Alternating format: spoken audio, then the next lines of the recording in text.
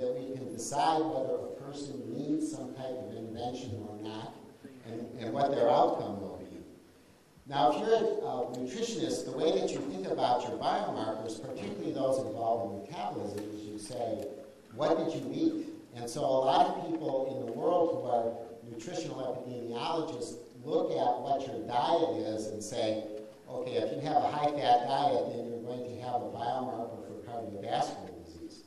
Now, a geneticist doesn't think that way at all. A geneticist says, it really depends on what your genetic makeup is. And of course, your genetic makeup converts into RNA, RNA into proteins, and it's the proteins and enzymes that do the metabolism to create the biomarkers.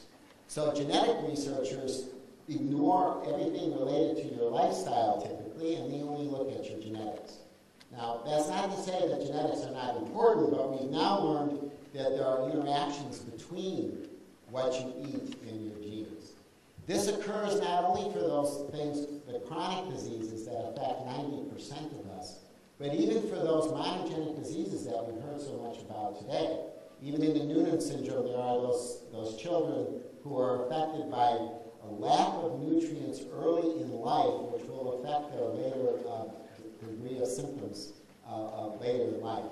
So there is really no disconnect between thinking about a monogenic disease and the environment and diet, just as there is no disconnect with thinking about a chronic disease and having a genetic basis for that disease.